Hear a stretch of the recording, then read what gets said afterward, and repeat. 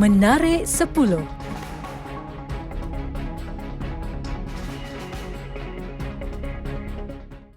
Bako Fest 2020 yang merupakan acara tahunan kini kembali lagi dan diadakan di sepanjang bulan Disember yang bakal menyaksikan pelbagai acara menarik dipertandingkan. Ahli Dewan Undangan Negeri Demak Laut Dr. Hazlan Abang Hipni berkata, walaupun penganjuran kali ini akan diadakan mengikut kelaziman baru dalam mengekang penularan wabak COVID-19, tetapi kemeriahan Bako Fest 2020 pasti akan dapat dirasai. Antara acara yang tersenarai adalah lumba penambang dan bot laju, futsal, sukaneka, pameran auto, pertandingan masakan tradisional, kursus homestay dan banyak lagi.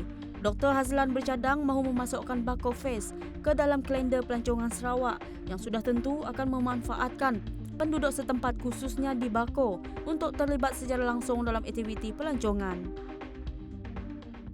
Sebanyak 15 keluarga dari Kampung Selipar Putus Tabuan menerima bantuan makanan pada program Turun Padang Jawatan Wanita dan Keluarga JWKS pada Khamis. Menteri Kebajikan Kesejahteraan Komuniti, Wanita, Keluarga dan Kanak-kanak, Datuk Seri Fatimah Abdullah menjelaskan melalui program seperti ini kementeriannya dapat mengetahui bantuan dan keperluan yang sewajarnya diberikan kepada mereka yang memerlukan.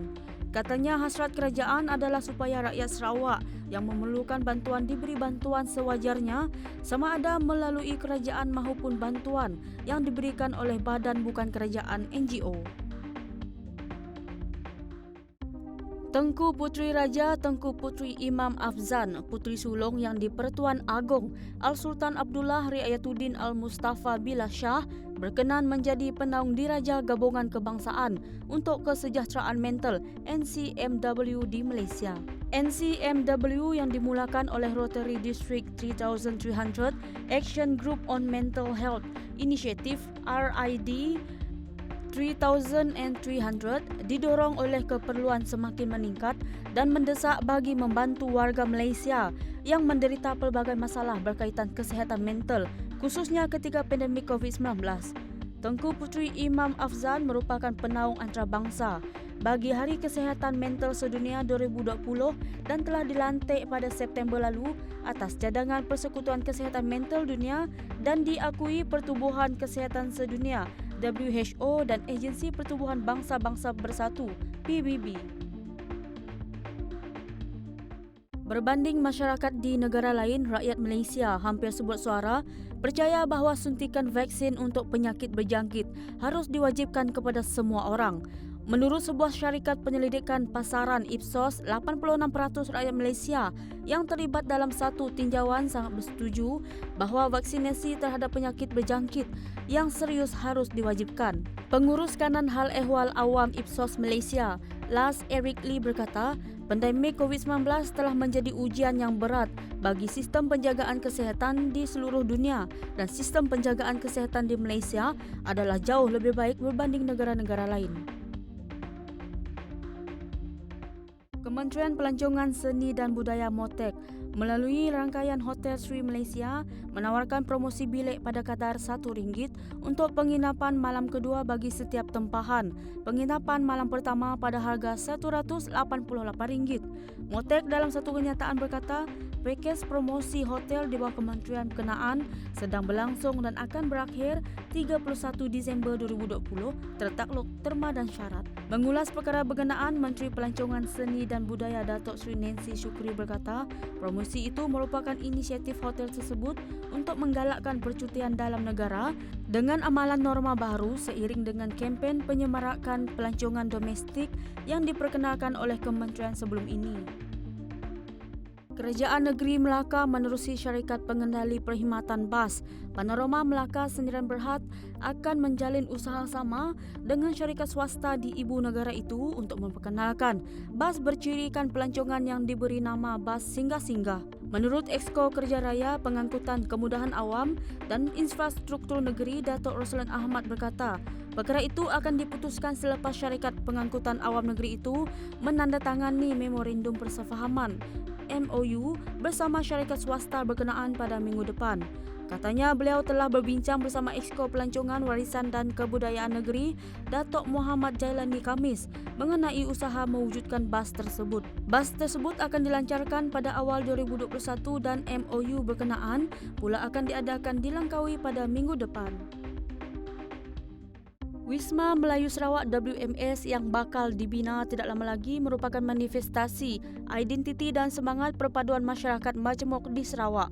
Menurut Timbalan Pengerusi Amanah Khairat Yayasan Budaya Melayu Sarawak AKYBMS Datuk Narudin Majais, wisma ini akan menjadi lokasi tumpuan bagi seluruh masyarakat di Sarawak, khususnya penduduk di sekitar Kuching untuk menganjurkan majlis rasmi berkapasiti besar.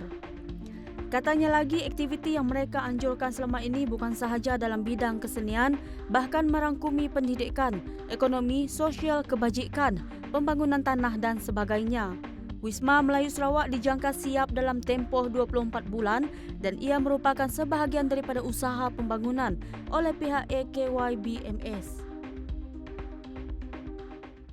Perdana Menteri Perancis Jean Castex mengumumkan Perancis akan menamatkan Sekatan Pergerakan pada 15 Disember tetapi bakal melancarkan perintah berkurung mulai jam 8 malam termasuk pada malam Tahun Baru.